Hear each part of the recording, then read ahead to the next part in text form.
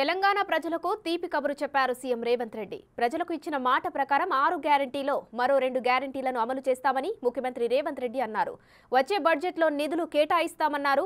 ప్రజాపాలనలో దరఖాస్తు చేసుకున్న అర్హులందరికీ లబ్ధి జరిగేలా గ్యారెంటీలను అమలు చేస్తామన్నారు. మరో 2 గ్యారెంటీల అమలుకు సన్నాహాలు చేయాలని అధికారులను ఆదేశించారు.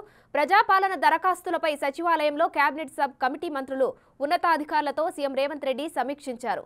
ఉప ముఖ్యమంత్రి భట్టి విక్రమార్క, మంత్రులు ఉత్తమ్ కుమార్ రెడ్డి, శ్రీధర్ బాబు, పొంగులేటి శ్రీనివాసరెడ్డి సమీక్షకు హాజరయ్యారు.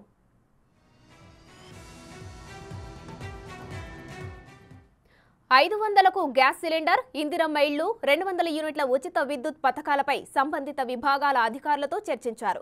ఈ 3 గ్యారెంటీల అమలుకు అవసరమైన కార్యాచరణ ప్రణాళికతో సిద్ధంగా ఉండాలని అధికారులను ఆదేశించారు. వీటిలో 2ంటిని తక్షణమే అమలు చేసేందుకు ఏర్పాట్లు చేయాలని సీఎం తెలిపారు. ఒక్కో గ్యారెంటీ అమలుకు ఎంత ఖర్చవుతుంది, ఎంతమందికి లబ్ధి కలుగుతుందనే వివరాలను అడిగి తెలుసుకున్నారు.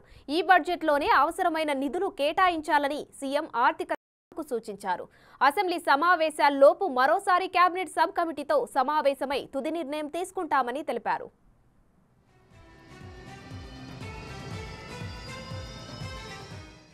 ఇక రాష్ట్ర వ్యాప్తంగా గత ఏడాది డిసెంబర్ 28 నుంచి జనవరి 6వ తేదీ వరకు ప్రజాపాలన కార్యక్రమాన్ని నిర్వహించారు.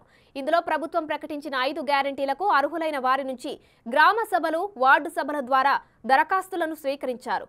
5 గ్యారెంటీలకు మొత్తం 1,09,1255 దరఖాస్తులు వచ్చాయి. జనవరి 12వ తేదీ నాటికే వాటికి సంబంధించిన డేటా ఎంట్రీ పూర్తి చేసినట్లు అధికారులు సీఎంకు నివేదించారు.